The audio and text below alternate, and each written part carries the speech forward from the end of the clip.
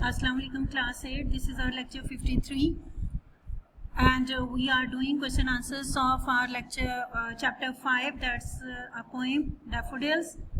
Today we will do the next question, that is question 4. Question is, how has the poet heightened the impact of the poem using figurative language? Poet ने उसका जो impact है poem का, जो असर है, उसको किस तरह से एनहेंस किया, इंक्रीज किया है, ज़्यादा कर दिया फिगरेटिव लैंग्वेज को यूज़ कर। फिगरेटिव लैंग्वेज होती है different figures of speech, simile, metaphor, personification, imagery, इनको यूज़ करते हुए उसने किस तरह से जो इम्पैक्ट है उसको बढ़ा दिया है। बहुत इंपॉर्टेंट आंसर क्वेश्चन है, इसलिए गौर से इसको समझें। The use of figurative language makes a concept clear and beautiful. उसके कॉन्सेप्ट को बहुत क्लियर कर देता है और खूबसूरत बना देता है फिगरेटिव लैंग्वेज का use. The poet has heightened the impact of poem by using simile, metaphor, personification and imagery. यहाँ पर इन सारी चीज़ों की डिटेल की ज़रूरत नहीं है, ये सारी चीज़ें हम डिटेल में पहले अलग से एक्सरसाइज में कर लेंगे।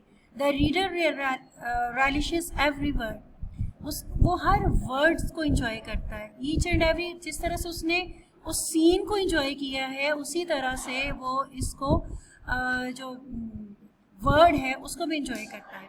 Without them the poem could not be so magical in effect. जो इसका इतना मशहूर कुन सहर अंगेज असर है, ये इतना ना होता अगर वो इस फिगरेटिव लैंग्वेज को यूज़ ना कर रहा होता। अभी हमने क्वेश्चन आंसर्स में देखा, अपने क्वेश्चन में देखा है कि किस तरह से वो फिगर ऑफ स्पीच को उसने यूज़ किया। अब हम ये देखते हैं कि फिगर्स ऑफ स्पीच होते क्या है फिगर ऑफ स्पीच जो पोएट ने यूज़ किए हैं इस क्वेश्चन में। ये आपके टेक्स्ट बुक का पेज 54 है, जिसमें ये सारी डेफिनेशंस आपको गिवन है। लेट्स डिस्कस यूनिट 5 की जो book exercise page 54, figures of speech, आपको ये लिखा हुआ है। पहला है सिमिली। सिमिली क्या होता है? A simile is a figure of speech in which like और as is used to make comparison between two ideas that are basically dissimilar। बज़ाहिर दो चीज़ें आपस में एक दूसरे से बिल्कुल मुख्तलिफ हैं, लेकिन जो राइटर्स हैं, जो पोएट हैं, उनका कंपैरिजन इस तरह से करते हैं कि वो उनको आपस में एक दूसरे से कंपेयर कर देते हैं। Example, her eyes twinkled like stars. अब देखें, सितारे और चीज़ हैं, आंखें और चीज़ हैं, लेकिन जब एग्जाम्पल्स दी जाती है, मिसाल दी जाती है, तो her eyes twinkled like stars, like stars. अब इसमें यहाँ पे देखो क्या आ रहा है, लाइक। इस वर्ड पे आपका फोकस होना चाहिए। Her eyes twinkled like stars, उसकी आंखें सितारों की तरह जब जगमगाई, टिमटिमाई। She was as busy as a bee. शहद की मक्खी के बारे में कि वो बहुत बिजी रहती है, ठीक है। तो उसके इसीलिए कंपैरिजन किया जाता है, जब भी कोई इंसान बहुत मसरूफ हो तो उसको कहा जाता है कि she was as busy as a bee. तो यहाँ पे क्या वर्ड यूज़ हो रहे हैं कंपैरिजन के लिए? एज। पिछली सेंटेंस में यूज़ हुआ था लाइक। अब यहाँ पे ये हो गए लाइक और एज। ऐसा कंपैरिजन, ऐसी मिसाल जब किसी को दूसरे के साथ कंपेयर किया जाए और उसमें एज और लाइक यूज़ किया जाए तो उसको हम कहते हैं सिमिली। नेक्स्ट आप देखो metaphor. If we write a comparison, अगर हम किसी चीज़ का कंपैरिजन लिखते हैं, मुवाजना करते हैं बिटवीन टू थिंग्स, दो चीज़ों के दरमियान, and omit the word like, then like और एज दोनों को हम ओमिट कर देते हैं, then we are using a metaphor. तो तब यही कंपैरिजन मेटाफर कहला देता है, तब ये कंपैरिजन मेटाफर कहलाता है। For example, he proved a line in the fight. जंग में वो एक लाइन अपने आप को उसने प्रूव किया, साबित किया।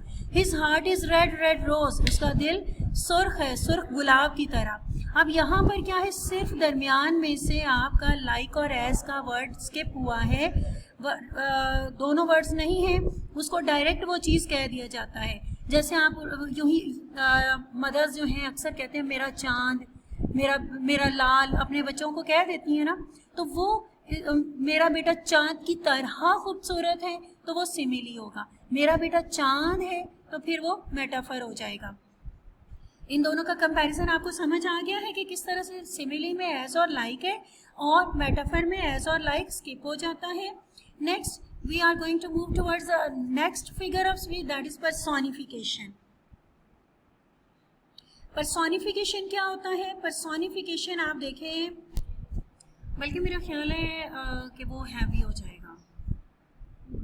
फिर हम ऐसा करते हैं कि आज की डायरी में हम सिमिली और मेटाफर को रख लेते हैं। क्वेश्चन 4 है आपका, क्वेश्चन 4 आपने याद करना है और साथ आपने ये सिमिली और मेटाफर कर लेना है, ठीक है। आज के लेक्चर 53 में आपने क्वेश्चन आंसर्स में से क्वेश्चन आंसर का नंबर 4 प्लस आपके जो आपका ये फिगर्स ऑफ स्पीच है इसको आपने तैयार करना है, learn plus right each and everything properly.